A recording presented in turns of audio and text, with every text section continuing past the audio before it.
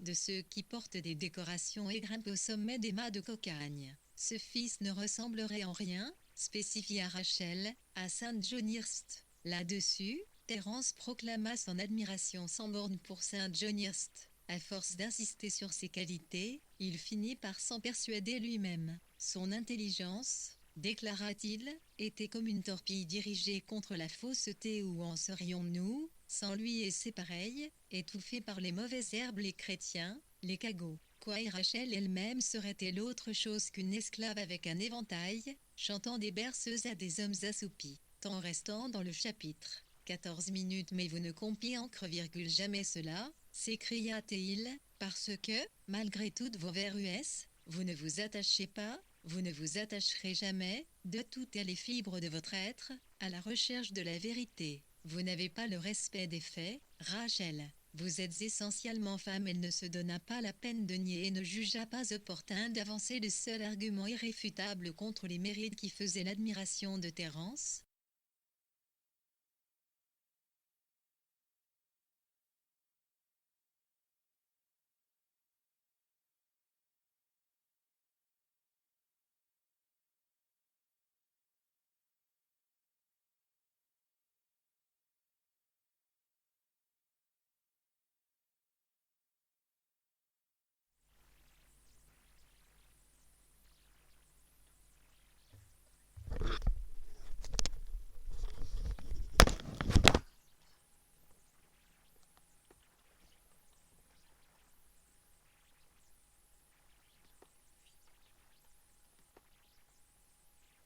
De toutes les fibres de votre être, à la recherche de la vérité. Vous n'avez pas le respect des faits, Rachel. Vous êtes essentiellement femme. Elle ne se donna pas la peine de nier et ne jugea pas opportun d'avancer le seul argument irréfutable contre les mérites qui faisaient l'admiration de Terence. Saint John avait prétendu qu'elle était amoureuse de lui, elle ne le lui pardonnerait jamais, mais ce n'était pas là un argument à soumettre à un homme.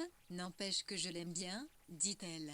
À part soi, elle ajouta que, de plus, elle le plaignait, comme on plaint les malheureux qui se sont exclus de cette sphère chaude et mystérieuse, pleine de métamorphoses et de miracles, au sein de laquelle on évolue soi-même. Cela devait manquer de charme, d'être Saint John Hirst, pensait-elle.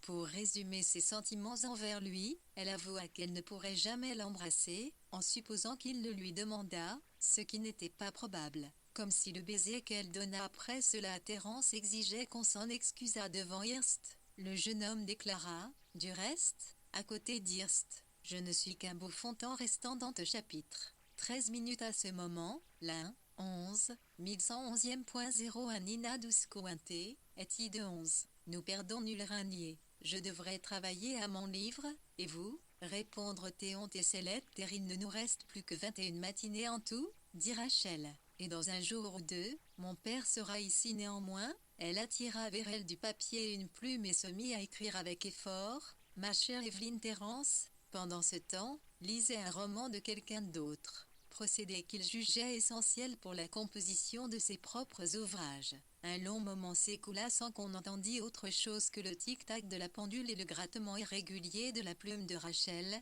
alignant avec peine des phrases très semblables à celles qu'elle venait de condamner. Elle dut en être frappée elle-même, car elle s'arrêta, leva les yeux, regarda Terence enfoncé dans son fauteuil, regarda les meubles d'hiver, son lit dans un coin, la fenêtre où le ciel apparaissait dans les interstices des branchages, distingua le tic-tac de la pendule et s'étonna de l'abîme qui séparait tout cela de sa feuille de papier. L'instant viendrait-il jamais où le monde serait un et indivisible? Terence lui-même, comme il pouvait être lointain parfois, comme elle savait peu de choses de ce qui se passait dans son cerveau en ce moment. Alors, elle termina sa phrase, lourde et malvenue, en déclarant « Nous sommes très heureux tous les deux. Nous allons nous marier en automne probablement, étant restant dans le chapitre 12 79%. Espérons habiter Londres et où nous comptons bien recevoir votre visite à notre retour. » Ayant, après mûre réflexion, choisi affectueusement de préférence à sincèrement, elle signa la lettre et prenait la résolution d'en commencer une autre lorsque Terence l'interrompit pour lui citer un passage du livre qu'il lisait. Écoutez cela, Rachel, il est probable qu'au moment de son mariage, Hugues, c'est le héros de l'histoire, un littérateur, n'avait pas compris, pas plus que ne la comprennent en général les jeunes hommes de talent et d'imagination, la nature de l'abîme qui sépare les besoins et les désirs masculins des désirs et des besoins féminins. Au début, ils étaient très heureux. Leur voyage en Suisse, à pied, marqua une période de joyeux compagnonnage, de révélations encourageantes de part et d'autre. Betty était vraiment la camarade idéale. Ils se renvoyaient à pleine voix des fragments de l'amour dans la vallée sur les pentes neigeuses du Rittelhorn, etc. Je vous fais grâce des descriptions. Mais à Londres, après la naissance de leur fils, tout changea. Betty était une mère admirable, cependant, elle ne tarda pas à s'apercevoir que cette fonction, telle que la comprennent les mères aux échelons supérieurs de la classe moyenne, n'absorbait pas tout l'ensemble de ses énergies. Jeune et robuste, elle avait des membres sains, un corps et un cerveau qui exigeaient une activité. Bref, elle se mit à donner des récessions pour le thé. Rentrant tard, après cette singulière conversation avec le vieux Bob Murphy dans la chambre enfumée, tapissée de livres, où les deux à Chignot, l'air l'hiver à l'autre, alors que le sein, un ISIA1, murdoannait encore à ses oreilles et que le ciel, le de Londres restait tragiquement suspendu ses pensées, il arrotiva ses papiers jonchés de chapeaux de femmes, des manteaux, d'absurdes petites chaussures, des parapluies de femmes encombraient le vestibule. Puis les factures se mirent à pleuvoir. Il essaya de lui parler franchement. Il la trouva étendue sur la grande peau d'ours polaire, dans leur chambre à coucher, vêtue à moitié, car ils allaient des accents circonflexes chez les Gréants, dans Wilton Cress. Le rougeoiement du feu faisait clignoter et scintiller les diamants sur ses bras nus et dans le creux adorable de ses seins vision d'une exquise féminité. Il lui pardonna tout alors, cela va de mal en pis. Finalement, 50 pages plus loin, Huck prend un billet de week-end pour Swanage et va réfléchir lui-même sur les dunes au-dessus de Corfe. Suit une quinzaine de pages que nous passerons. Et voici la conclusion, ils étaient dissemblables. Il se peut que dans un avenir éloigné, après que des générations d'hommes auront lutté et échoué comme il avait dû lutter et échouer lui-même, la femme devienne réellement ce qu'elle fait semblant d'être aujourd'hui, l'ami et le compagnon. Non l'ennemi et le parasite de l'homme et tout cela aboutit, voyez-vous, à ce que Hugues retourne, le malheureux, auprès de sa femme. C'est son devoir, puisqu'il est marié. Grand Dieu! Rachel, en sera-t-il de même quand nous serons mariés? Elle demanda au lieu de répondre, tant restant dans le chapitre. Un minimum 79 étions tous les deux au Sonac, Iptitiaï, Lis VM à pied, près, Sipiterier, dans la mer. Hypnotisée par la force du regard qu'il plongeait dans le sien, elle répéta, si nous étions tous les deux au sommet d'un rocher, être précipités dans la mer, baignés, ballottés par les eaux, promenée parmi les racines du monde. Cette idée la séduisait par son incohérence. Elle se leva d'un bond et se mit à aller et venir, bousculant, repoussant chaises et tables comme si vraiment elle se débattait au fond de l'eau. Il prenait plaisir à l'observer. Elle semblait se frayer un passage, écarter triomphalement les obstacles qui pouvaient entraver sa progression à travers l'existence. Décidément, cela doit être possible, s'écria-t-il, cette chose qui m'a pourtant toujours paru la plus invraisemblable du monde. Je vous aimerai toute ma vie et notre mariage sera ce qu'il y a jamais eu de plus exaltant. Il n'y aura pas une minute de trêve entre nous. Il la saisit au passage, la serra dans ses bras et ils commenceront à se mesurer, s'imaginant au sommet d'un rocher, au-dessus d'une mer houleuse. Elle finit par se laisser vaincre et resta à terre, haletante et criant merci, tant restant dans le chapitre. 9,79% maintenant, dit-elle, restez tranquille et parlez-moi du monde. Racontez-moi tout ce qui a pu se passer depuis le commencement. Moi, je vous raconterai. Attendez, qu'est-ce que je pourrais bien vous raconter? Je vais vous parler de Miss Montgomery et de la promenade sur l'eau. Elle est restée, vous comprenez, un pied dans le bateau et l'autre sur le bord. Ils avaient déjà consacré beaucoup de temps à reconstituer l'un pour l'autre le cours de leur existence passée, les personnages de leurs parents et amis. De sorte que Terence était capable non seulement de se représenter ce que les tantes de Rachel diraient en telle ou telle circonstance, mais encore de décrire les meubles de leur chambre à coucher et les chapeaux qu'elle portait. Il savait alimenter une conversation imaginaire entre Mrs. Et Rachel ou évoquer avec une exactitude étonnante un thé auquel assistait le révérend William Johnson et Miss McFoy, scientiste chrétien. Quant à lui, Ses commis d'Ozyssance étaient beaucoup plus nombreuses et son talent de narrateur beaucoup plus développé que celui de Rachel dont les souvenirs se tâtaient en général d'un humour curieusement puéril.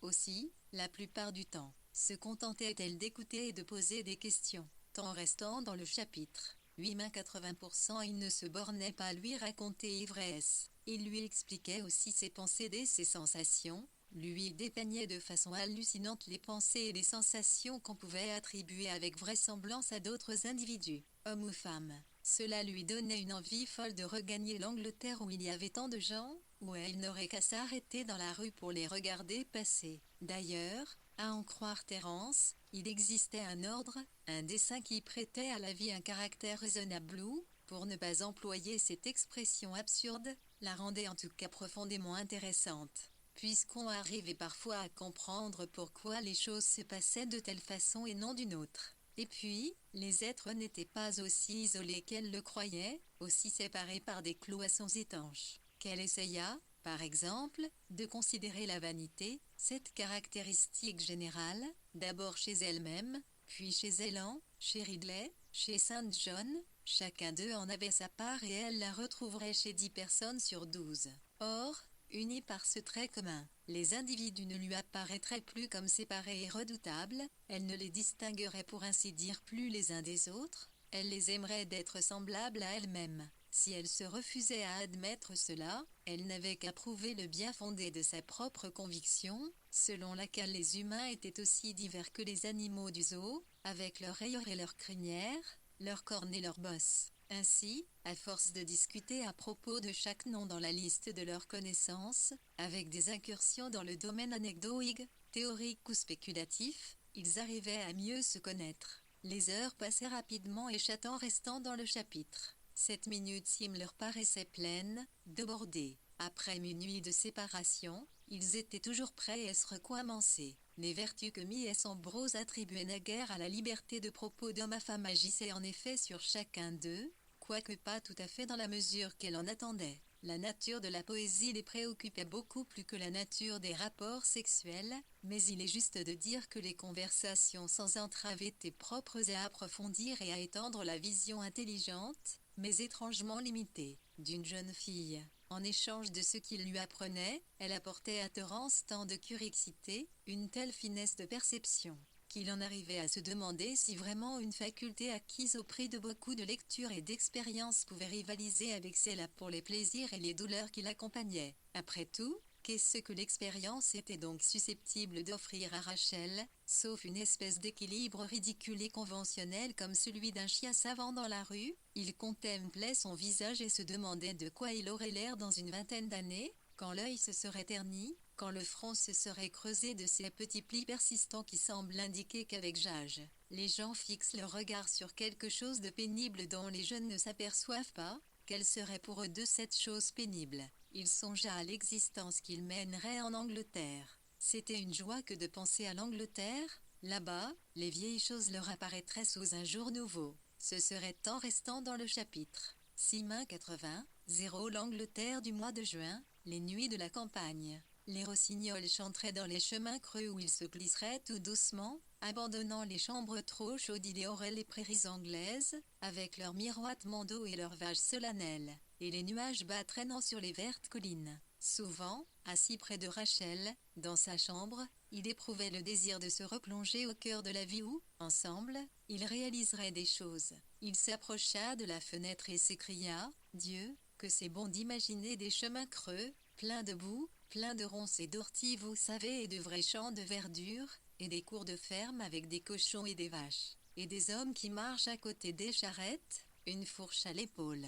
Ici, il n'y a rien de comparable à cela. Voyez cette terre rouge, pierreuse, et cette mer d'un bleu dur, et les maisons d'une blancheur aveuglante comme on se lasse de tout cela et cette terre, sans un frisson, sans une tache. Je donnerais n'importe quoi pour voir du brouillard sur la mer. Rachel pensait, elle aussi, à la campagne anglaise, aux terrains plats se déroulant vers la mer, aux bois, aux routes longues et droites, où l'on marche pendant des milles sans rencontrer âme qui vive, aux grosses tours des églises, aux curieuses maisons qui se groupent dans les vallées, aux oiseaux, au crépuscule, à la pluie qui tombe contre les vitres. Temps prestant dans le chapitre 5 minutes mais c'est Londres qui est le lieu rêvé continuait Terence. Ils regardaient tous deux le tapis, comme si la ville elle-même était là, à leurs pieds, avec ses clochers et ses flèches transperçant les pommes, et, en fin de compte, ce qui me plairait le mieux en ce moment, réfléchissait Terence, c'est de me retrouver tout à coup me promenant dans Kingsway,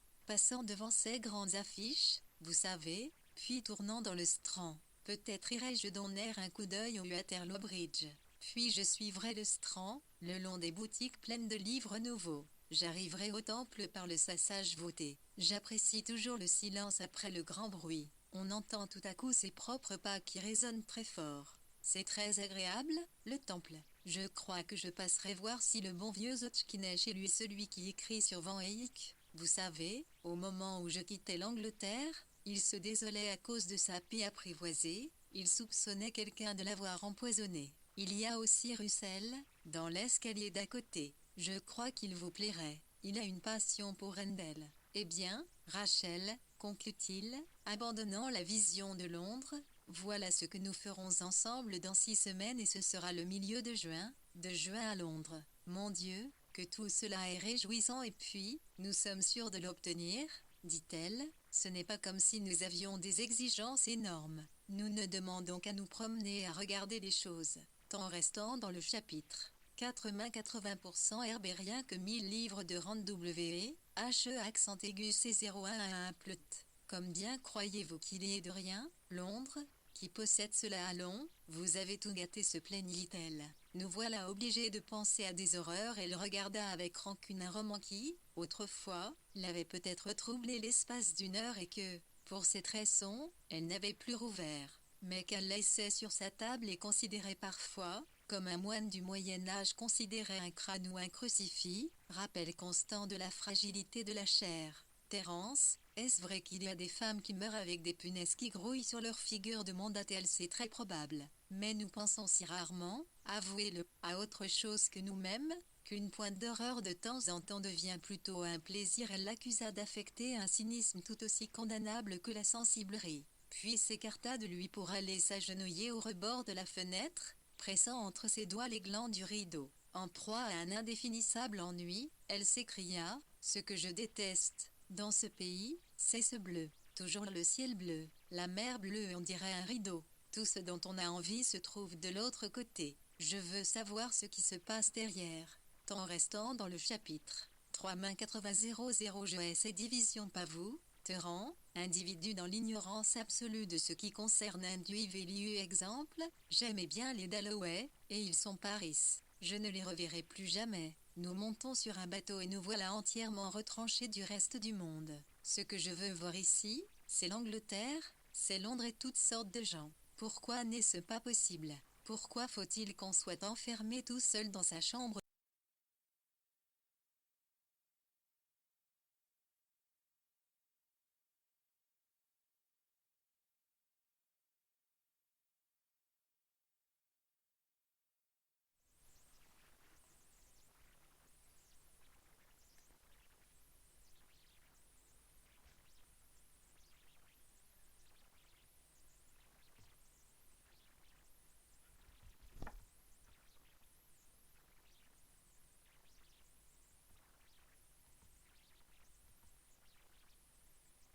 J'aimais bien les Dalloway, et ils sont Paris. Je ne les reverrai plus jamais. Nous montons sur un bateau et nous voilà entièrement retranchés du reste du monde. Ce que je veux voir ici, c'est l'Angleterre, c'est Londres et toutes sortes de gens. Pourquoi n'est-ce pas possible? Pourquoi faut-il qu'on soit enfermé tout seul dans sa chambre tandis qu'elle parlait ainsi, à moitié pour elle-même, d'une façon de plus en plus vague, parce qu'elle venait d'apercevoir un bateau qui entrait dans la baie. Elle ne voyait pas que Terence, cessant de regarder devant lui avec une expression satisfaite, la fixait maintenant d'un œil attentif et maussade. Ainsi, elle était capable de s'écarter de lui, de s'en aller vers des régions inconnues où elle n'avait plus besoin de sa présence. Cette pensée excitait sa jalousie. « J'ai parfois l'impression que vous ne m'aimez pas, que vous ne m'aimerez jamais, dit-il d'un ton énergique. Surprise par ces mots, elle se retourna. Il continuait, « Je ne vous satisfais pas comme vous me satisfaites. Je ne sais quoi de vous m'échappe toujours.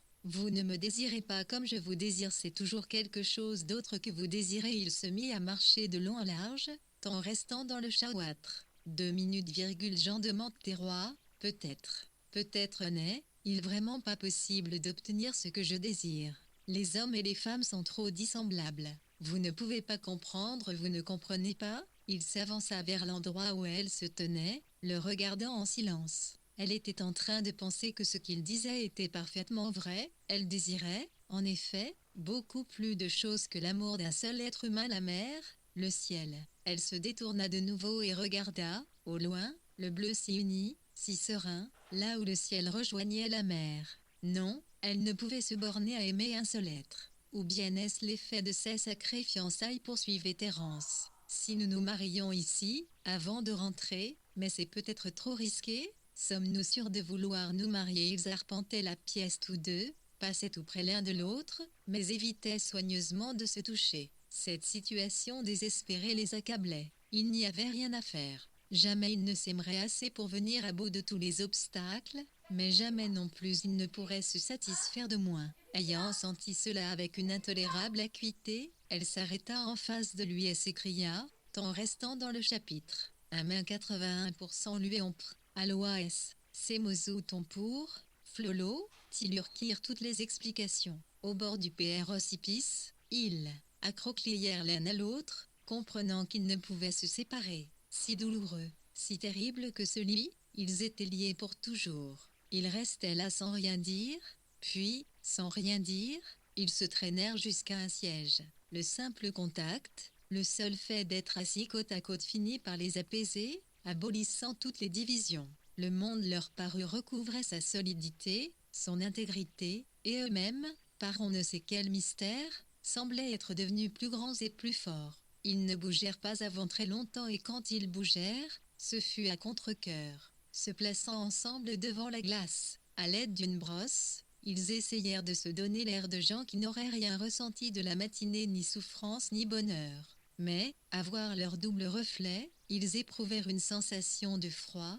car, loin de paraître énormes et indivisibles, ils étaient vraiment très petits et séparés. Il restait encore une grande marge dans la glace pour d'autres reflets, en restant dans le chapitre. 1,81 et aucune brosse, cependant, n'avait pu être accueillir expression de bonheur. Aussi, quand ils descendirent, Ambrose ne vit-elle pas le moyen de les traiter comme s'il avait eu, dans la matinée, des occupations dont on pouvait parler normalement? Elle ne lui restait donc plus qu'à se joindre au monde entier, qui avait convenu, semblait-il, de les considérer comme frappés d'incapacité provisoire quant aux affaires d'une existence à laquelle l'intensité de leurs sentiments les rendait hostiles. Elle réussit presque à les éliminer de ses préoccupations. Elle songeait que, du point de vue pratique, elle avait fait tout ce qu'il fallait, elle avait écrit une quantité de lettres, elle avait obtenu le consentement de Willoughby. À force d'insister sur la carrière future de Monsieur Eway, sur sa naissance, son aspect, son caractère, elle avait presque oublié comment il était. Quand elle le regardait pour se rafraîchir la mémoire, la question se posait de nouveau, comment était-il? Alors, elle se disait que, de toute façon, les jeunes gens étaient heureux, et elle n'y pensait plus. Il eût peut-être été plus profitable de réfléchir à ce qui pouvait se passer en l'espace de 3 ans, ou à ce que Rachel serait devenue si on l'avait laissé explorer le monde sous l'égide de son père. Le résultat, qui sait, aurait pu être meilleur. Elle en avait la franchise de le reconnaître. Elle ne se dissimulait pas que Thérence avait des défauts. Elle le taxait volontiers de paresse et de tolérance excessive, tout comme lui, de son côté, la temps restant dans ce chapitre. 13,81% trouvait un peu du non, plutôt incapable de compromis. Sous certains rapports, elle fit préférer Saint John. Seulement, bien entendu, il ne pouvait convenir à Rachel. Entre elle-même et Saint John, l'amitié s'était établie, car, tout en oscillant entre l'exaspération et l'intérêt d'une façon qui parlait en faveur de sa sincérité naturelle, elle dans l'ensemble, appréciait la compagnie du jeune homme. Avec lui, elle sortait de ce monde confiné dans les émotions et les amours. Lui, il possédait le don d'interpréter les faits, en supposant que l'Angleterre, par exemple, fit brusquement un geste vers quelque port inconnu de la côte marocaine. Saint John eut compris aussitôt ce que cela signifiait.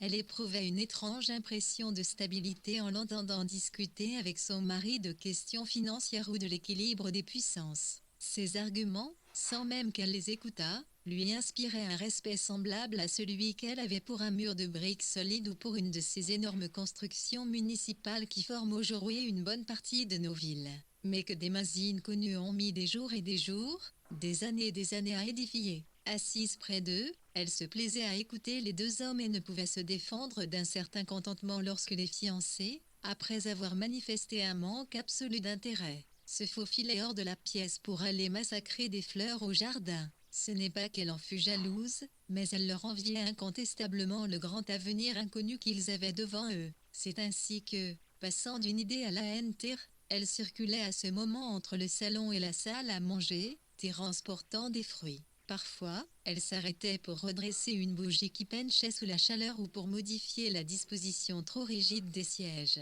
Elle soupçonnait vaguement Shelley de s'être livrée, pendant leur absence, à des exercices au sommet d'une échelle, avec un chiffon mouillé. La pièce n'arrivait plus à reprendre son aspect habituel. Comme elle revenait pour la 3e fois de la salle à manger, elle s'aperçut qu'un des fauteuils était occupé par Saint John. Étendu, les yeux mi-clos, il semblait, comme toujours, hermétiquement enfermé dans son complet gris, correct et boutonné avec soin, pour le protéger contre les excès du climat d'outre-mer, susceptible de lui jouer à tout moment quelque mauvais tour. Le regard de Mrs. Ambrose se posa légèrement sur lui, puis s'éloigna par-dessus sa tête. Mais elle finit par s'asseoir dans le fauteuil qui lui faisait face. Il dit, au bout d'un moment, « Je n'avais pas l'intention de venir, mais on m'y a positivement forcé. » Puis il y ajouta dans un grognement, « Evelyne monsieur et, se redressant, il commença d'expliquer, avec une solennité ironique, comment cette odieuse créature s'était mise en tête de l'épouser,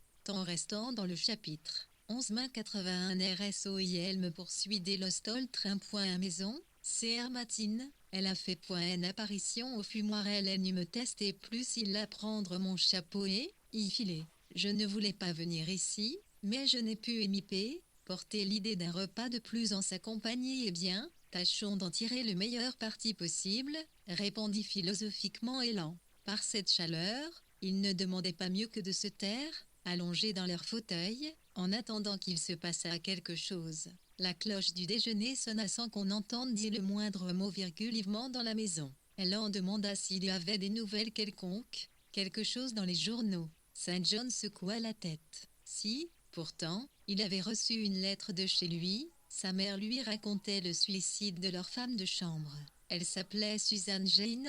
Un après-midi, elle entra dans la cuisine, déclarant qu'elle voulait confier son argent à la cuisinière, 20 livres en pièces d'or. Puis elle sortit pour s'acheter un chapeau. À 4h30, elle rentra, disant qu'elle venait de s'empoisonner. Le temps de la mettre au lit et d'appeler le docteur, elle était morte, et alors demanda-elle en attend l'enquête pourquoi avait-elle fait cela. Il haussa les épaules. Pourquoi les gens se suicident-ils? Quels sont les motifs qui poussent les temps restants dans le chapitre? Un minimum gens des classes intérieures et ISARIDR t'élouir le caon, PER, sonne ne le sait. Ils retombent dans le silence.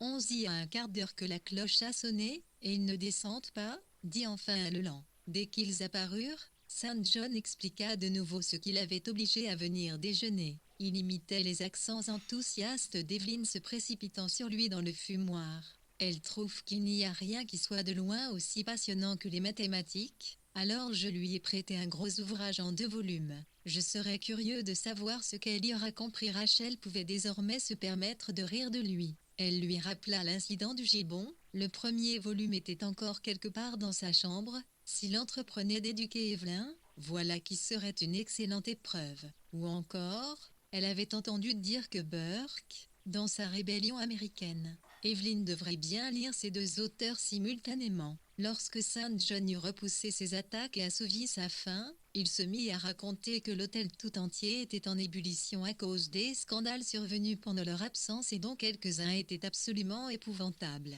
Evelyne aime, par exemple. Mais ceci m'a été communiqué sous le sceau du secret en restant dans le chapitre 9 main 82%, allons donc inter, on pilote et puis, tu sais ce qui arrive à ce pauvre Sinclair? Oh oui, je sais ce qui arrive à Sinclair. Il est reparti pour ses mines, muni d'un revolver, et il écrit chaque jour à Evelyne qu'il songe à se suicider. Je lui ai affirmé qu'il n'a jamais été plus heureux de sa vie et, au fond, elle n'est pas loin de penser comme moi. C'est que, par ailleurs, elle s'est emberlificotée avec Perrotte, poursuivait Sainton. J'ai aussi des raisons de croire, d'après quelque chose que j'ai surpris dans le couloir, que tout ne va pas pour le mieux entre Arthur et Suzanne. Il y a certaines jeunes personnes qui viennent d'arriver de Manchester. À mon avis, ce serait une bonne chose si ces fiançailles étaient rompues. L'existence conjugale, c'est affreux, rien que d'y penser. Ah, et puis, en passant devant la porte de Mrs. Palais, je l'ai entendu très distinctement lâcher des jurons effroyables. On croit qu'elle torture sa femme de chambre en secret, c'est à peu près certain. Cela se voit au coup d'œil qu'elle vous jette à 80 ans. Quand tu seras travaillé par la goutte, tu en lâcheras des jurons de troupier, répliqua Thérence. Tu seras obèse, ronchonneur, désagréable à souhait. Vous le représentez, chauve comme un caillou, avec un pantalon comme un sac à éponge, une petite cravate à pois et une bedaine en restant dans le chapitre. 82% après un silence, East observa, elle aime, ce n'était pas encore là ce qu'il y avait de plus intérieur en intérieur et qu'on mima, acclarissant élan, on a flanqué à la peau de la prostituée. Un soir, pendant que les autres étaient sortis, ce vieux gâteux de Thornbury clopinait dans les couloirs à une heure tardive,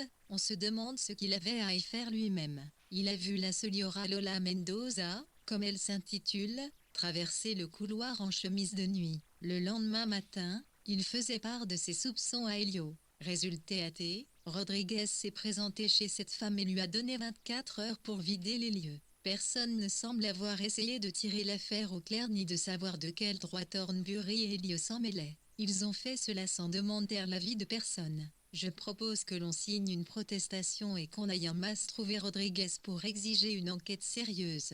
Il est indispensable de faire quelque chose, vous ne trouvez pas? Et ouais, répliqua qu'il n'y avait aucun doute quant à la profession de la dame. N'empêche, ajouta-t-il, que tout cela est honteux. Pourtant, je ne vois pas ce qu'on peut faire, je suis absolument de votre avis. Saint John, s'écria Elan, explosant tout à coup. C'est monstrueux. Ces Anglais me font bouillir avec leurs corrections hypocrites. Quelqu'un qui a fait fortune dans le commerce comme Monsieur Thornbury a sûrement 2 fois plus de péchés sur la conscience qu'une prostituée. En restant dans le chapitre 882%, la moralité de Saint John respectée. Il le prenait beaucoup plus au sérieux, puis les TRR, aussi commença-t-il la chercher avec lui, il est le démarche il pourrait entreprendre pour faire triomphe leur conception personnelle de la justice. Ce débat les amena à des conclusions d'ordre général, profondément mélancoliques. Qui était-il, après tout?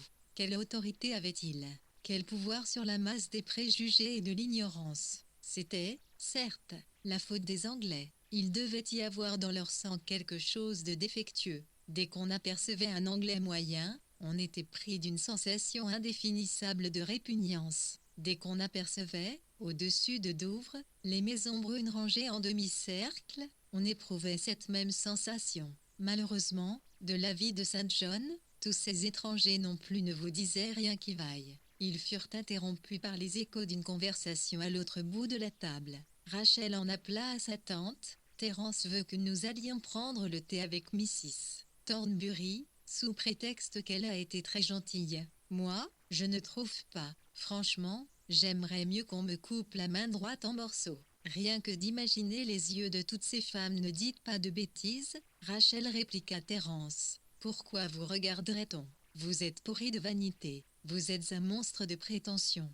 Vraiment, Elan, à l'heure qu'il est, vous en restant dans le chapitre 7-82, Io devrait lui avoir d'été. Main preude le point virgule t'es une personne absolument dénuée d'intérêt, ni bellue, ni bien habillée, ni remarquable par son élégance, son esprit ou son allure. Jamais on n'a rien vu de plus banal que vous, ajouta-t-il à part l'accroc de votre robe. Quoi qu'il en soit, restez si cela vous fait plaisir. Moi, je m'en vais de nouveau. Elle eut recours à sa tante, lui expliquant que ce qui la gênait, ce n'était pas qu'on la regardât, mais ce que les gens ne manqueraient pas de dire.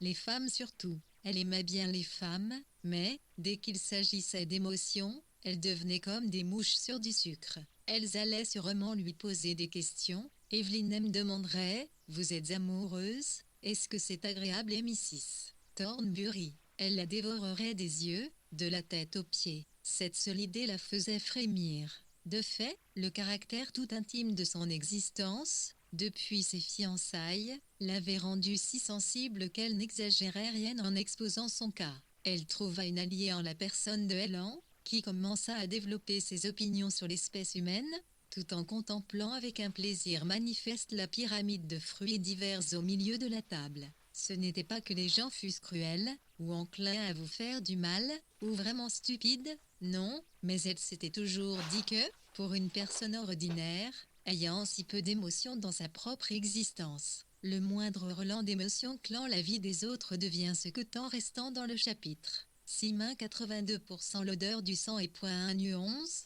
Ian d'un limier. Emportée par son sujet, elle continua, dès qu'il se passe quelque chose, mariage, naissance ou décès en général c'est le décès qu'on préfère, chacun éprouve le besoin de vous voir. Ils y tiennent absolument, ils n'ont rien à vous dire, vous êtes le cadet de leurs soucis, mais il faut à toute force que vous assistiez à leur lunch, à leur thé ou à leur dîner, sous peine d'être maudits. C'est l'odeur du sang. Je ne leur en veux pas, mais ce n'est pas moi qui leur en offrirai à bon escient. Elle regarda autour d'elle comme si elle avait fait surgir une légion d'êtres humains, tous hostiles et antipathiques, ouvrant des bouches prêtes à avaler du sang, encerclant la table qui prenait l'aspect d'un îlot de terre neutre en plein pays ennemi. Ces propos éveillèrent l'attention de son mari qui, jusque-là, avait scandé quelque chose tout bas, fixant sur ses hôtes, sur les plats, sur sa femme, un œil tantôt mélancolique, tantôt farouche, selon les tribulations de la dame dont parlait sa ballade.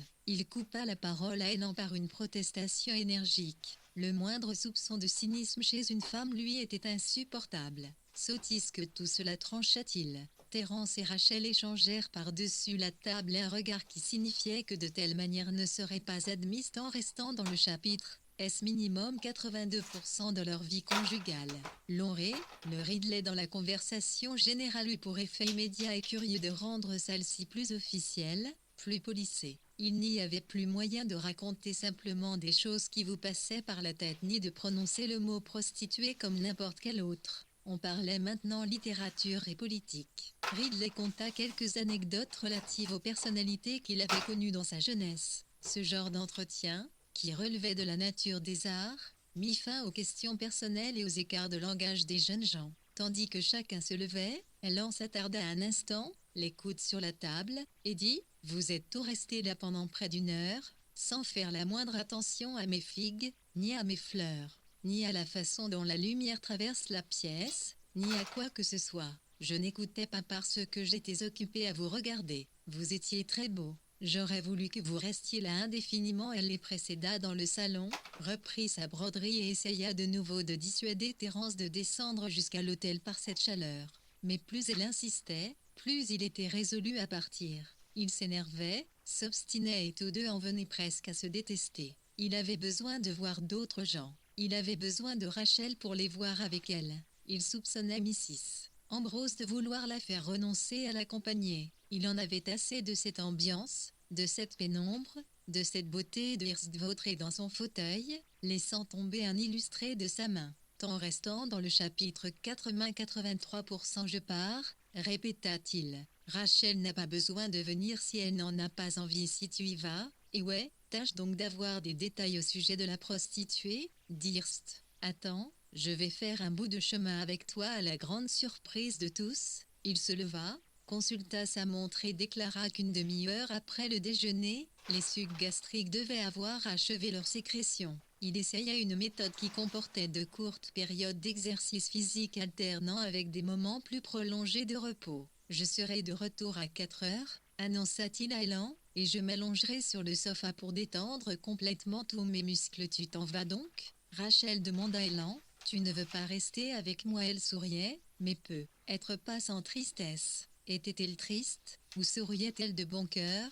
Rachel n'aurait su le dire. L'espace d'un instant, sa situation, entre Helen et Terence, lui parut bien désagréable. Puis elle tourna les talons, disant simplement qu'elle accompagnerait Terence s'il se chargeait de faire les frais de la conversation. Resta donc un peu en hainute, têtu. Distance s'accrut peu à peu. ne marchant que pour émuler sa digestion et surveillant sans cesse sa montre. Il regardait de temps à autre le couple qui le précédait. Ils avaient l'air si heureux, si étroitement unis, bien que leur allure ne se distinguât en rien de celle de n'importe quel promeneur marchant côte à côte. Parfois, ils se tournaient légèrement l'un vers l'autre pour dire quelque chose qui lui paraissait devoir être strictement intime. En réalité, ils discutaient au sujet du caractère de Helen. Terence essayait d'expliquer pourquoi, par moments, elle l'ennuyait à ce point. Mais Saint John, s'imaginant qu'il ne voulait pas être entendu, se mit à songer à son propre isolement. Ils étaient heureux et, en un certain sens, il les méprisait d'accepter le bonheur aussi simplement.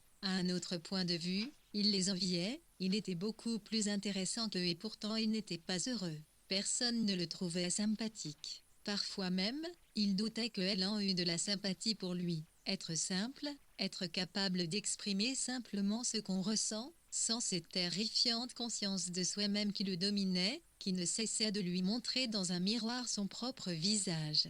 Ses propres paroles cela valait en somme n'importe quel talent, puisque cela vous rendait heureux. Bonheur, bonheur, qu'était-ce que le bonheur? Jamais il ne se sentait heureux. Il discernait trop clairement les petits vices, les mensonges, les tares de la vie et, du moment qu'il les discernait, il jugeait honnête d'en tenir compte. C'est pour cette raison, sans nul doute, qu'on ne l'aimait pas, qu'on lui reprochait d'être amer, insensible. Jamais certes, on ne lui disait ce qu'il souhaitait d'entendre, qu'il était en restant dans le chapitre. Un main 83% gentil, aimable, sympathique. Au ton, les critiques sévères qu'il adressait aux autres provenaient surtout de ce qu'il était malheureux ou blessé lui-même. Il avouait cependant que les cas étaient très rares où il avait exprimé son affection à quelqu'un, et chaque fois il avait regretté ensuite ses épanchements. Pour Terence et Rachel, la complexité de ses sentiments l'empêchait de leur dire que leur prochain mariage lui faisait plaisir. Leur défaut, la nature en grande partie inférieure de leur attachement réciproque lui apparaissait avec trop d'évidence. Il se disait d'ailleurs que leur amour ne serait pas de longue durée.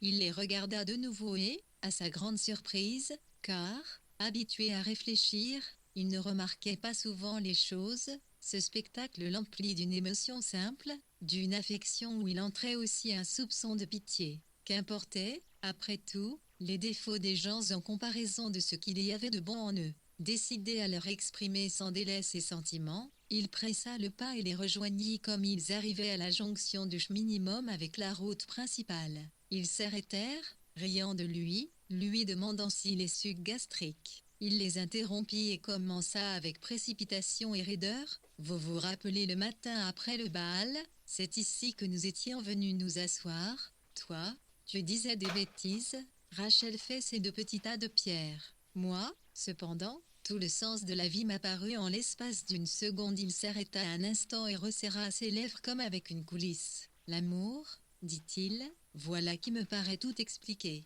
Donc, en somme, je suis très content de savoir que vous allez vous marier en restant dans le chapitre. » Un main 83% s'en les regarde, il fit demi-tour et prit la direction de la villa, à la fois exalté et honteux d'avoir émis à nu ce qu'il ressentait. LLS devait rire de lui sans doute, il devait le prendre pour un imbécile et, en fin de compte, avait-il vraiment dit ce qu'il ressentait? Ils avaient ri, en effet, après son départ, mais la discussion au sujet de Helen, assez âpre depuis quelques instants, s'arrêta.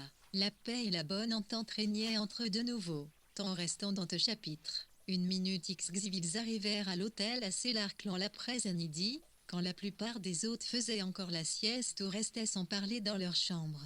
Mrs. Thornbury, qui pourtant les avait invités à goûter, était introuvable. Ils s'installèrent donc dans le hall plein d'ombre, dont le grand espace vide était traversé par les légers sifflements des courants d'air. Oui, ce fauteuil était bien celui où Rachel était assise l'autre après-midi, quand Evelyn avait fait son apparition, et ce magazine était bien celui qu'elle regardait ce jour-là, et cette illustration également, une vue de New York sous un éclairage de nuit. Quelle chose étrange! Il n'y avait rien de changé. Petit à petit, les gens se mirent à descendre, à passer par le hall personnage inconnu, mais dont les silhouettes prenaient dans cette pénombre une certaine grâce, une certaine beauté. Quelques-uns passaient directement dans le jardin par la porte battante. D'autres s'arrêtaient un instant et, penchés sur les tables, feuilletaient les journaux.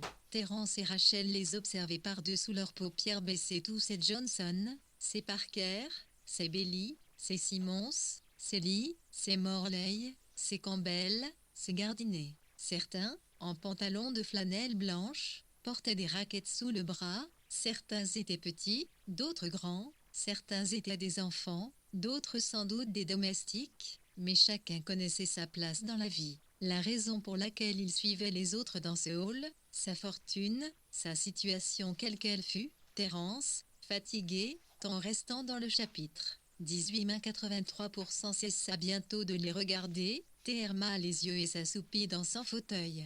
Rachel continua quelque temps encore à observer les gens. Elle était fascinée par l'assurance et la grâce de leurs allures, par la façon imperturbable qu'ils avaient de se suivre, de s'arrêter, de repartir, de disparaître. Mais, bientôt, elle en fut distraite par le souvenir du bal qui avait eu lieu dans cette salle, si différente d'aspect aujourd'hui. Elle n'en croyait pas ses yeux. Était-ce bien la même pièce, cette nuit-là, quand on y entrait, quittant le jardin obscur?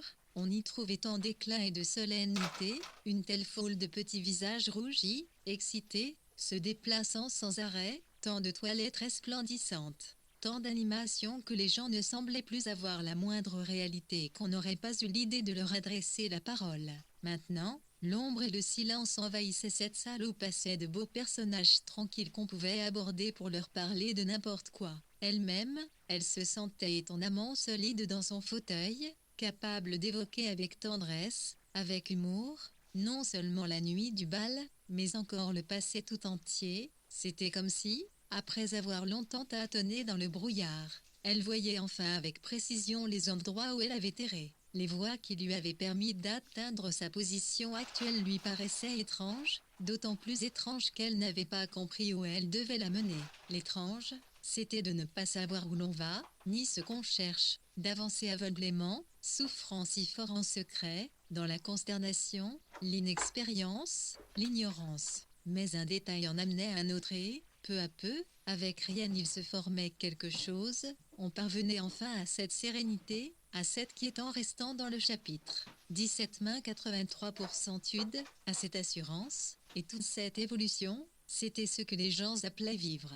Peut-être que chacun parvenait ainsi à savoir où il allait, comme elle-même le savait maintenant. Pour les autres comme pour elle-même, les choses devaient s'arranger de manière à former un dessin. Et c'est de ce dessin que se dégageait la satisfaction et le sens de l'existence. Regardant en arrière, elle arrivait à discerner un certain sens dans la vie de ses tantes, dans la brève apparition des décalitres Lowey qu'elle ne reverrait plus, dans l'existence de son père. Le bruit que faisait Terence en respirant dans son sommeil accentuait encore trop la quiétude. Elle n'avait pas sommeil, bien qu'aucun objet ne lui apparût avec une netteté particulière. Les personnages qui passaient devant elle devenaient de plus en plus vagues, mais elle se disait que chacun d'eux savait exactement où il allait et cette assurance qu'elle leur attribuait l'emplissait d'aise. Pour l'instant, elle envisageait l'existence avec un détachement, une absence d'intérêt qui aurait pu faire croire qu'elle-même n'avait plus aucun rôle à y jouer. Tout ce qui lui arriverait désormais, il lui semblait qu'elle l'accepterait sans se laisser dérouter par la forme que cela aurait prise. Qu'y avait-il d'effrayant ou d'inquiétant dans la perspective de l'existence? Pour quelle raison la notion à laquelle elle était parvenue l'abandonnerait-elle? Le monde, en vérité, était si vaste, si hospitalier et si simple en définitive l'amour, avait dit Saint John, cela semble expliquer toute chose oui, mais pas l'amour de l'homme pour la femme, de Terence pour Rachel. Malgré l'intimité de leur attitude, ils avaient cessé d'être deux petits en restant dans le chapitre. 16,84 C10 organismes séparés des autres, ils avaient cessé de lutter, de se convoiter entre eux et elle semblait avoir fait la paix. C'était peut-être l'amour, ce n'était certes pas un amour d'homme à femme.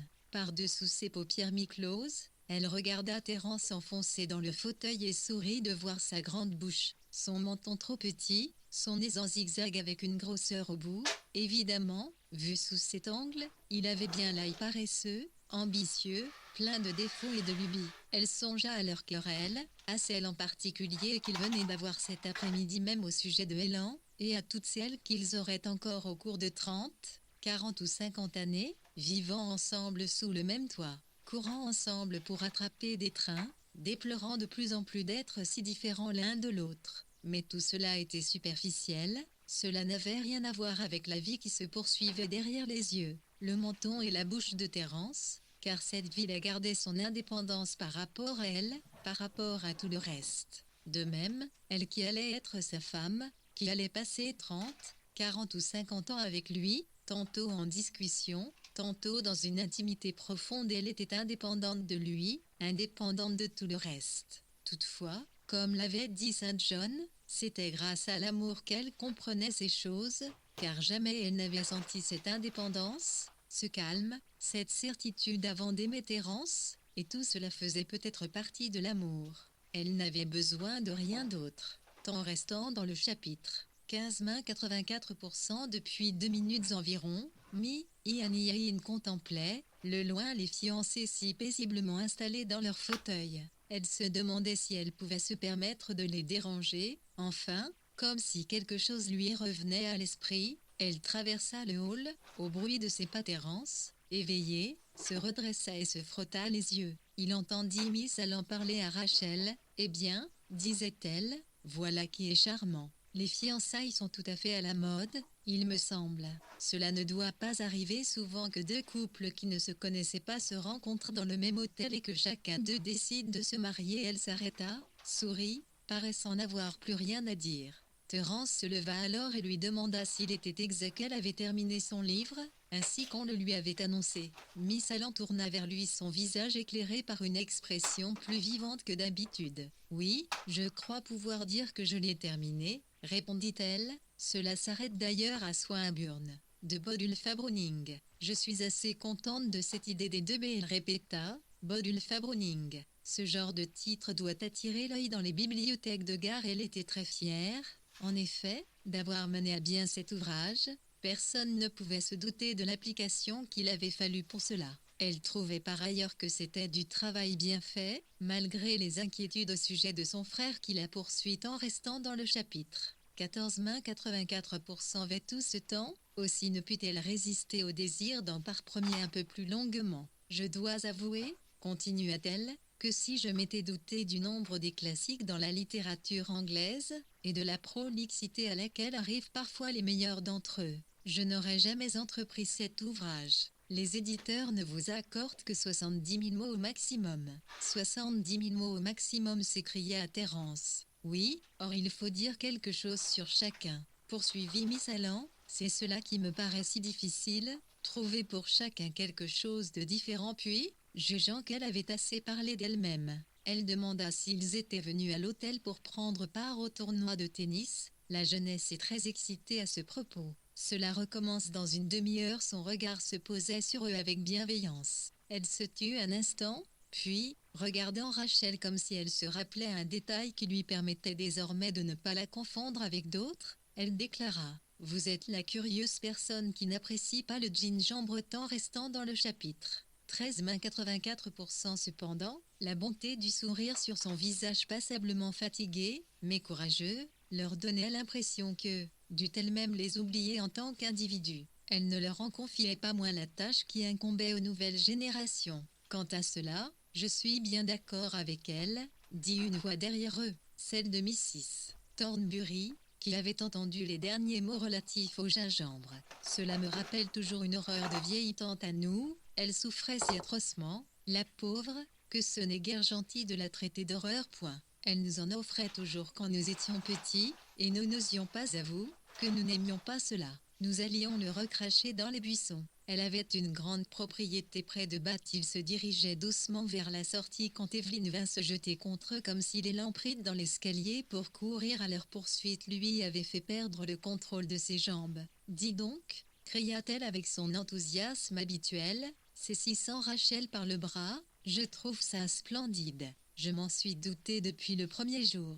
Je voyais bien que vous étiez faits l'un pour l'autre. Maintenant, vous allez me raconter tout ça. C'est pour quand? Où allez-vous habiter? Êtes-vous formidablement heureux tous les deux? » Mais leur attention fut soudain attirée par Mrs. Elliot, qui arrivait par derrière, de son pas agile mais incertain, portant un temps restant dans le chapitre 12 minutes. Plateau et Lino bouillotte vide. Mrs. Thornbury l'arrêta au passage pour lui poser une question. Merci, répondit Mo. Hugling va mieux, mais il n'est pas facile à soigner. Il veut savoir ce qu'il a comme température.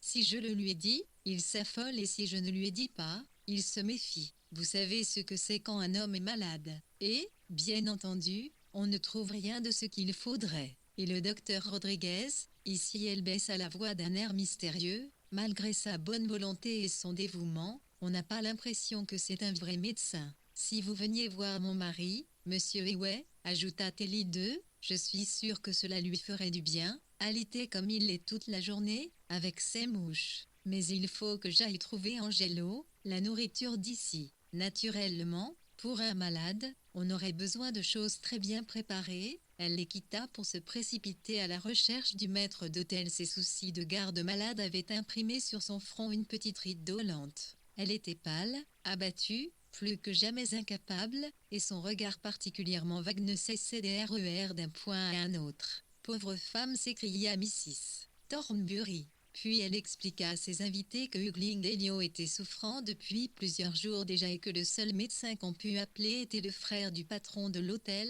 du moins d'après ce que disait ce dernier, mais avait-il vraiment droit au titre de docteur?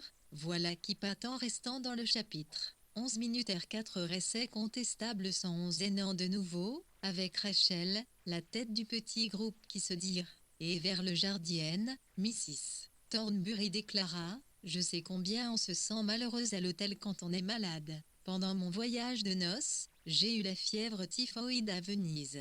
Et pourtant, ces 6 semaines, quand j'y pense, compteront parmi les plus heureuses de ma vie. Et, oui, elle prit le bras de Rachel, vous vous croyez heureuse aujourd'hui, mais ce n'est rien en comparaison du bonheur qui vous attend. Je vous assure qu'en cherchant bien, je découvrirai que je vous envie, vous les jeunes, vous avez tellement plus de chance que nous, de notre temps. Quel changement, c'est à peine croyable. Pendant nos fiançailles, je n'avais pas la permission de sortir seule avec William. À la maison, il y avait toujours quelqu'un avec nous. Si je me rappelle bien, il me fallait montrer toutes les lettres de William à mes parents. Ils avaient beaucoup d'affection pour lui. D'ailleurs, je peux même dire qu'ils le considéraient comme leur propre fils. Cela m'amuse de penser qu'ils étaient si sévères avec nous et de voir à quel point ils gâtent leurs petits-enfants. Aujourd'hui, le thé était servi de nouveau sous les arbres. Tout en s'y installant devant les tasses, Mrs. Thornbury distribuait à droite et à gauche des saluts et des signes, si bien qu'un groupe assez nombreux finit par se réunir autour d'elle, entre autres Suzanne, Arthur et Monsieur Pepper, qui flânaient en attendant la reprise du tournoi de tennis, tant restant dans le chapitre. 11 minutes RS pour un arbre qui nuire, un fleuve qui coule plein bord sous la lune. Ces paroles tic Terence revenaient à l'esprit de Rachel tandis qu'elle prenait le thé et écoutait les propos de Mrs. Thornbury se dérouler, si légers, si bienveillants, formant une surface si unie avec ses reflets argentés. Après toute sa longue existence, après tous ses enfants, cette nature restait lisse et intacte. On en avait effacé les marques individuelles, lui laissant seulement les caractéristiques de l'âge et de la maternité. Et tout ce que vous êtes appelés à voir, vous, les jeunes, reprenait Mrs. Thornbury. Elle les englobait tous dans sa vision de l'avenir. Elle étendait sa maternité sur tout, y compris William Pepper et Miss Allen, qui pourtant devaient avoir déjà contemplé une bonne partie de ce panorama. Quand je vois à quel point le monde s'est transformé, rien que depuis ma naissance, je n'imagine plus de limite à ce qui peut se passer d'ici 50 ans. Oh non, je ne suis pas du tout de votre avis, Monsieur Pepper, ajouta Mrs. Thornbury, coupant court à une remarque pessimiste de ce dernier sur le fait que les choses suivent leur cours régulier, allant de mal en pis. Tu sais bien que je devrais me dire cela, mais non, je n'y crois pas. Les nouvelles générations seront bien meilleures que la nôtre. N'en voit-on pas des preuves partout ? Dans mon entourage, je ne rencontre que des femmes jeunes, avec toutes sortes de soucis domestiques, qui arrivent à faire des choses qu'il nous aurait paru impossible d'entreprendre tant restant dans ce chapitre. 9,85% Monsieur Lepel a trouvé sentimental et de riz, oyable, comme tant les vieilles thèmes, MT dont TCH, 30 par F de le traiter comme un vieux bébé rageur, il ne lui répondit que par une grimace bizarre. Un sourire plutôt qu'une moue, et elles restent très femmes.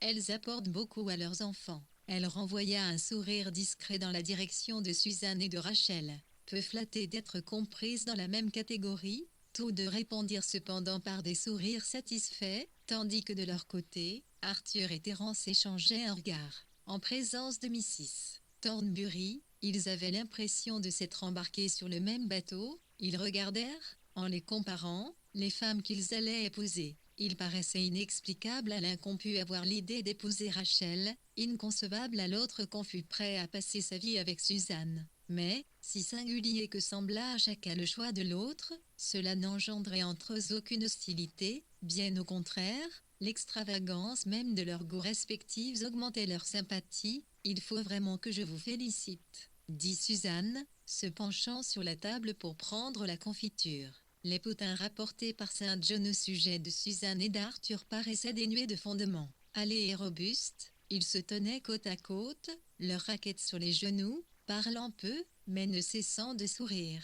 Le fin tissu des vêtements tant restant dans ce chapitre. 9 minutes ces blancs laissaient transpas-ils les contours de l'MCOien, de leurs jambes, les belles qu'on lit des muscles, secs et charnus chez elles, et l'on pensait naturellement aux enfants vigoureux qu'ils allaient avoir. Leurs visages étaient trop peu modelés pour paraître beaux, mais, avec leurs yeux limpides, ils avaient un air de santé, d'endurance à toute épreuve. On avait l'impression que le sang ne s'arrêterait jamais de couler dans les veines de cet homme, ni de colorer d'une tranquille rougeur les joues de cette femme. Pour l'instant, leur regard, plus vif que de coutume, avait cette expression particulière de plaisir et de confiance en soi qu'on observe chez les athlètes. On jouait au tennis et tous deux étaient des joueurs de premier ordre.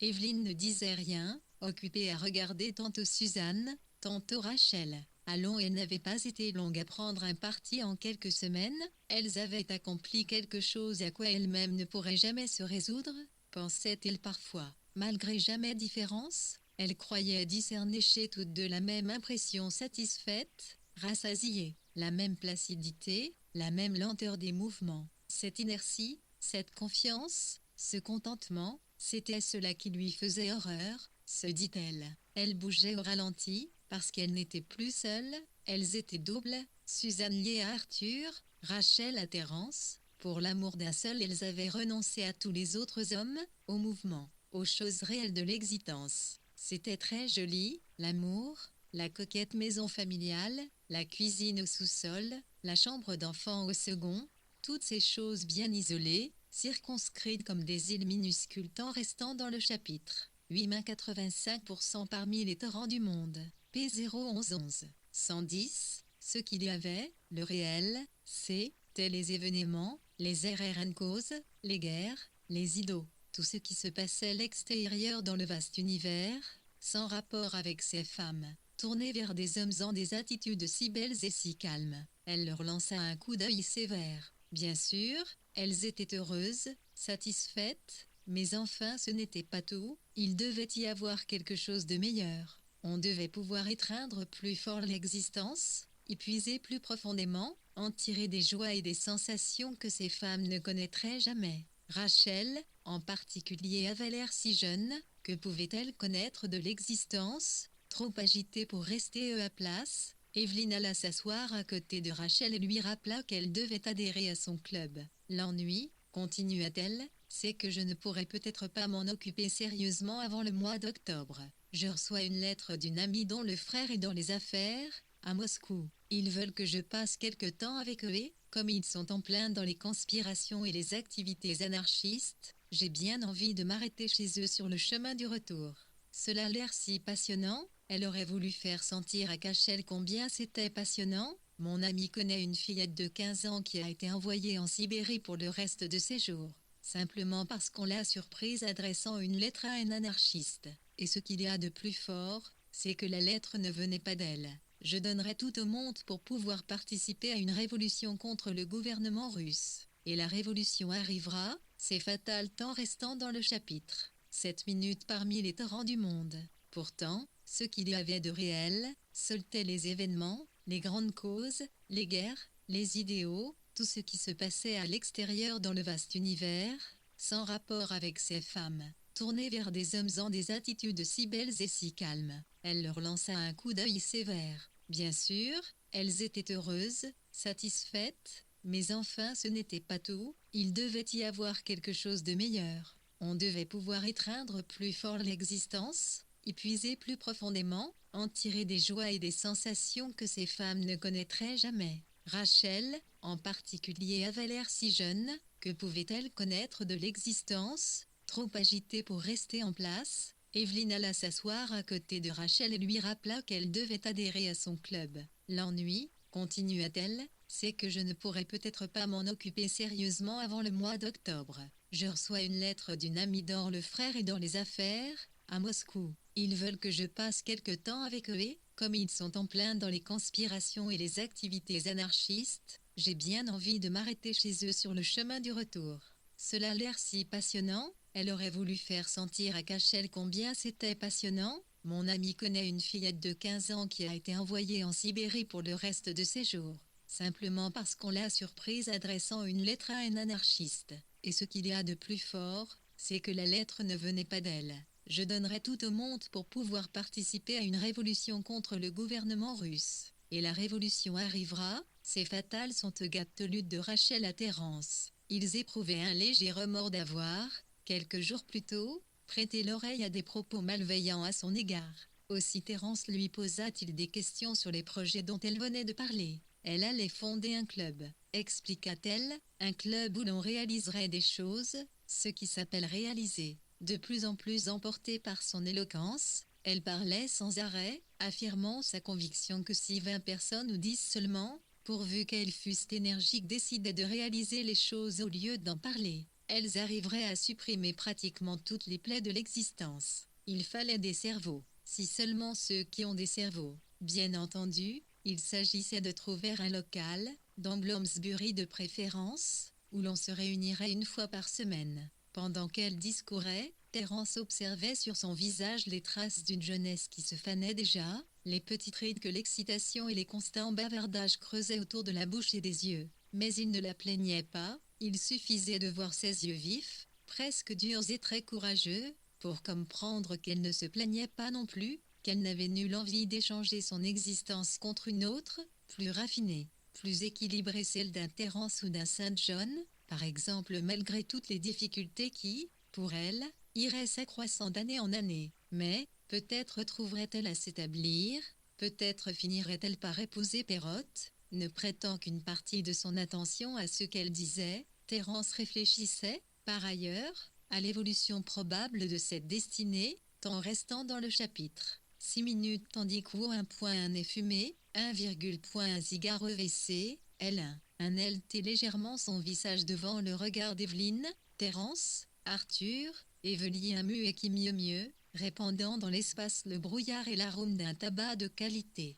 Quand les conversations s'arrêtaient, on entendait au loin le faible murmure de vagues qui se brisent doucement, étalent sur la plage une pellicule liquide et se retirent pour revenir aussitôt. Une tiède lumière verte filtrait à travers le feuillage de l'arbre. Sur les assiettes, sur la nappe, il y avait de légers croissants de soleil, des diamants épars. Mrs. Thornbury qui, depuis quelque temps, contemplait tout son monde en silence, commença à poser des questions à Rachel. Quand comptait-il partir?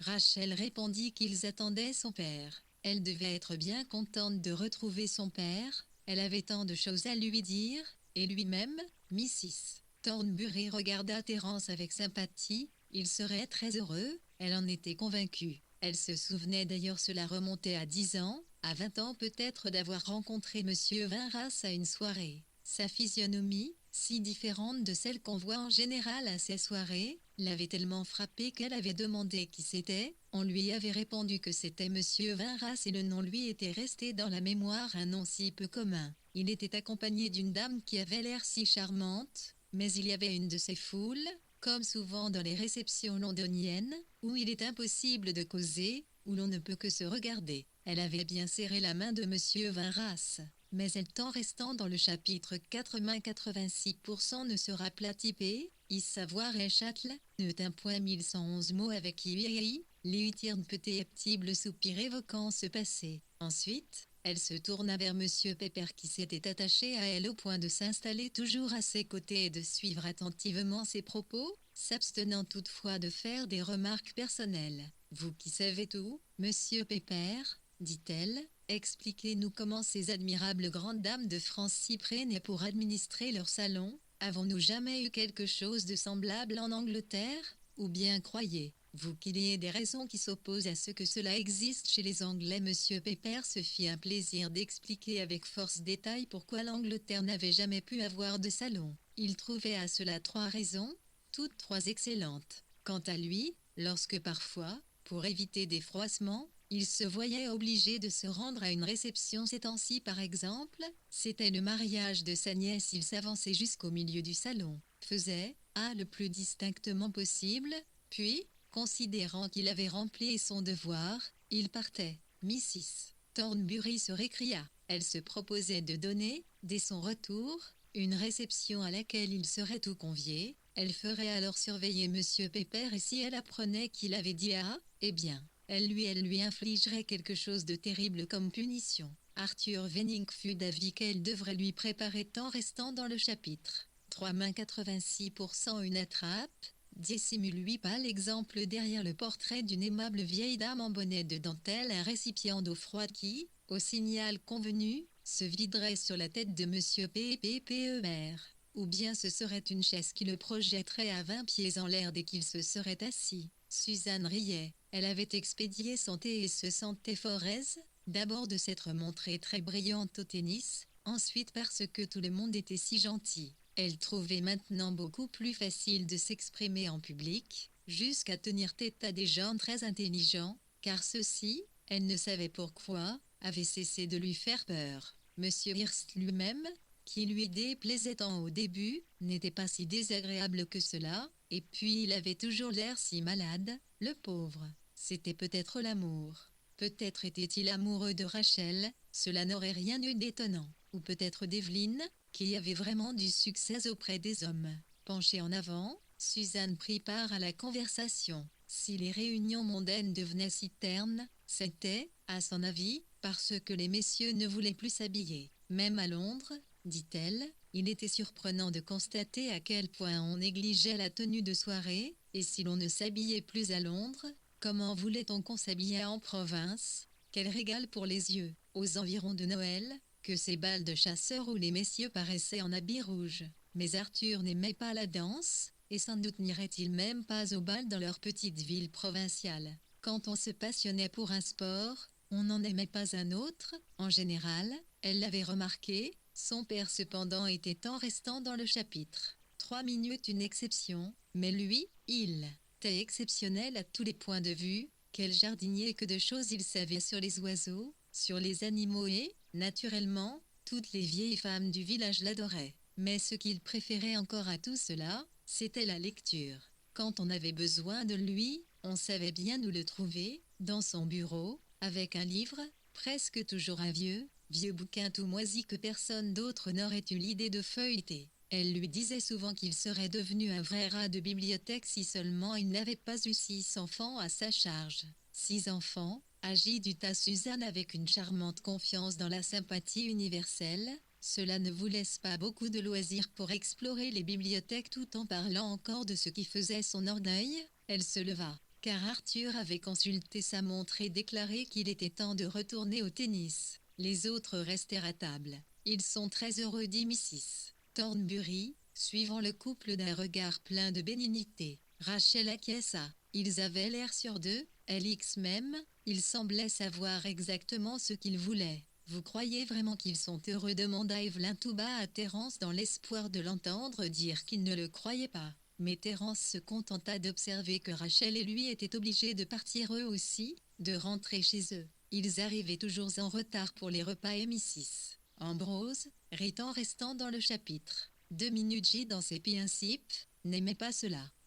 Velin s'accrocha à la jupe de radio en pio et intérieur un pied 01 à un pied 1110 paltéil. Il était encore très tôt et elle avait tant de choses, leur dit-on le faut, dit Thérence. Nous marchons si lentement. Nous nous arrêtons pour regarder, pour parler. De quoi parlez-vous, s'informa Evelyne. De tout, répondit-il en souriant. Mrs. Thornbury les accompagna jusqu'à la grille, avançant très lentement, avec grâce, sur l'herbe et sur le gravier. Parlant de fleurs et d'oiseaux, elle s'était mise à étudier la botanique après le mariage de sa fille, disait-elle, et c'était incroyable le nombre de fleurs qu'elle n'avait jamais vues encore. À 72 ans, il était temps de se créer une occupation tout à fait indépendante dans sa vieillesse. Mais ce qu'il y avait de curieux, c'est qu'elle ne se sentait pas vieille du tout. Elle gardait toujours l'impression d'avoir 25 ans, pas un jour de plus ni de moins. Mais les autres ne pouvaient évidemment pas partager cette impression, il ne fallait pas s'y attendre.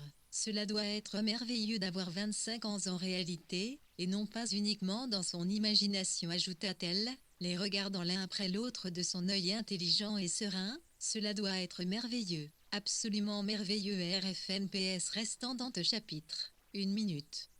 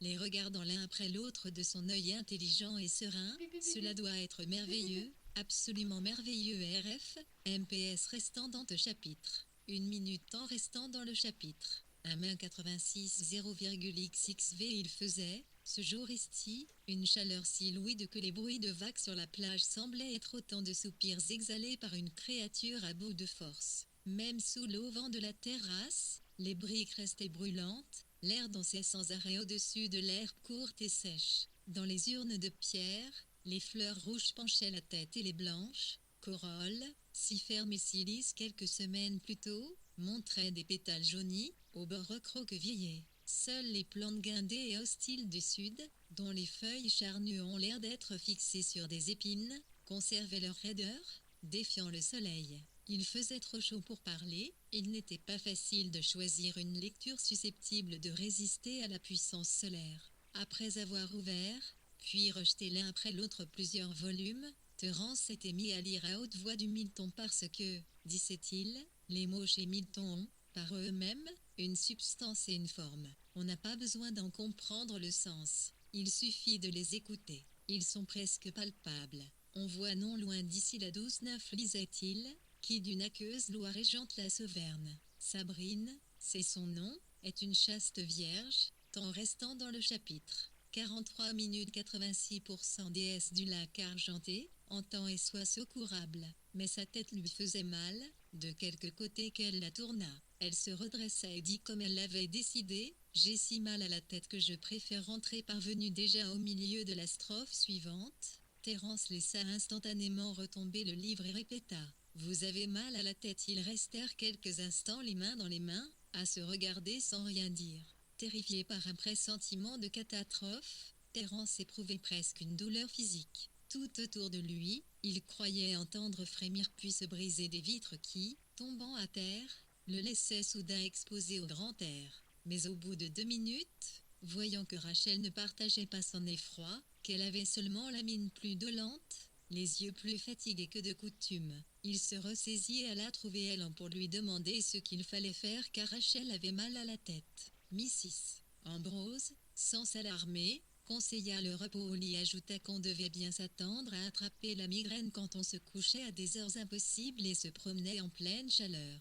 Mais enfin, un peu de tranquillité suffirait à guérir le mal. Terence fut rassuré plus que de raison par ces mots, de temps restant dans le chapitre. 41 minutes 87% même, c'est II, le 1,01.11 est foulé cribord. Yves Clem avait 1111 certains sens, 1, et un C, Ivoisie Eiffel, IR 1111, 1, à 11, premier bon sens de la nature qui punit les témérités pires des migraines. Et, aussi bien qu'on se lit nature, 0 à 1 pouvait se fier à Rachel.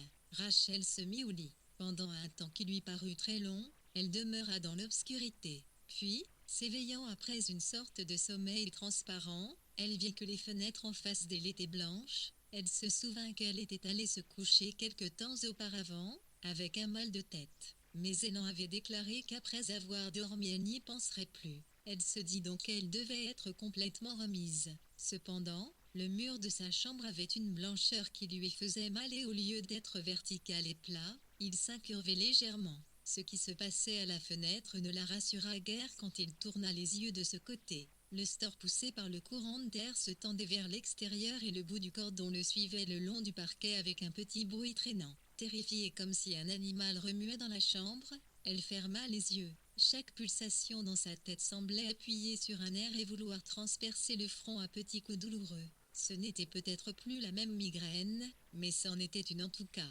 Elle se tournait et se retournait, dans l'espoir que la fraîcheur des draps la soulagerait et qu'en ouvrant les yeux elle retrouverait l'aspect familier de sa chambre. Après bien des tentatives infructueuses, résolue à tirer au clair la situation, elle se leva, se mit debout, la main sur la boule de cuivre au pied de son lit. D'abord froide comme la glace, la boule devint vite aussi chaude que sa paume. Temps restant dans ce chapitre. 40 minutes 87% les douleurs dans la TSC et les membres, l'instabilité et habilité du parquet prouvaient que le lit était encore préférable à la marche ou à la station debout. Elle se recoucha donc. Mais, après le premier instant de réconfort, rester étendue devint aussi pénible que de se tenir sur ses jambes. Elle se résigna à passer toute la journée au lit. Posant la tête sur l'oreiller, renonça aux joies promises. 1 ou 2 heures plus tard, quand elle en parut, quand les paroles d'encouragement s'arrêtèrent soudain sur ses lèvres, quand, après une seconde d'alarme, elle prit un air de tranquillité excessive. Le fait que Rachel était malade fut définitivement acquis. Il trouva confirmé ensuite, quand toute la maisonnée en eut pris connaissance, quand une chanson que quelqu'un chantait au jardin s'interrompit tout à coup, quand Maria, qui apportait de l'eau, passa près du lit, furtive et détournant les yeux. Il y avait encore en perspective toute la matinée, puis tout l'après-midi. Rachel s'efforçait par moments de rétablir le contact avec le monde quotidien, mais chaque fois elle s'apercevait que son malaise et sa fièvre créaient entre ce monde-là et le sien un abîme infranchissable. À un moment donné, la porte s'ouvrit et elle entra, accompagnée d'un petit homme noir qui avait des tailles que Rachel remarqua avant tout des mains extrêmement poilues. Somnolente, excédée de chaleur, elle ne se donna pas la peine de répondre à ses questions, bien qu'elle se rendît compte que ce personnage timide et obséquieux était le médecin. À un autre moment, la porte s'ouvrit encore, et ce fut Thérence qui entra tout doucement, avec un sourire trop persistant, pensa-t-elle, pour être spontanée. Il s'attend restant dans le chapitre. 39 minutes 87% est cité près des lui patelas, mais, bi, lo, i, aga, un c, clan, la même position, L, moins point 11 or, inclus C, un E accent aigu, CLI limpé 110 IPV à l'ossieux de nouveau, elle vit rien, n'oublierait elle crfila. Cela ne faisait rien, elle le reverrait le lendemain, Hitlan tous seraient devenus comme avant. Son occupation principale de la journée fut d'essayer de se rappeler l'enchaînement des vers,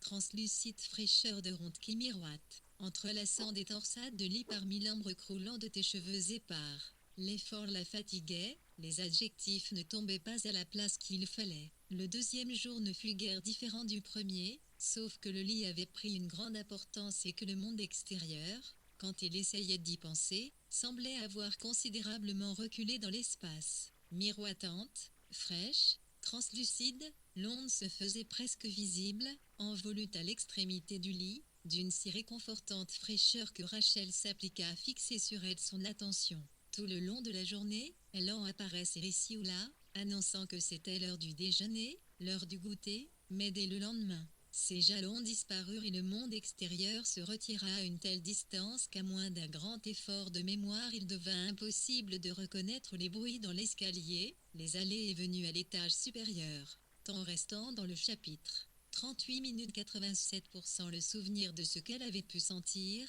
ou faire, ou penser 3 jours auparavant s'était entièrement effacé. En revanche, le moindre objet dans la chambre, le lit lui-même, et son propre corps avec ses membres et leurs différentes sensations, tout cela acquérait de jour en jour une importance plus particulière. Complètement retranchée, sans aucune communication avec le reste du monde, elle était désormais seule avec son corps. Des heures et des heures se traînaient ainsi parfois sans se rapprocher du matin, à d'autres moments, en l'espace de quelques minutes, la nuit noire succédait au grand jour.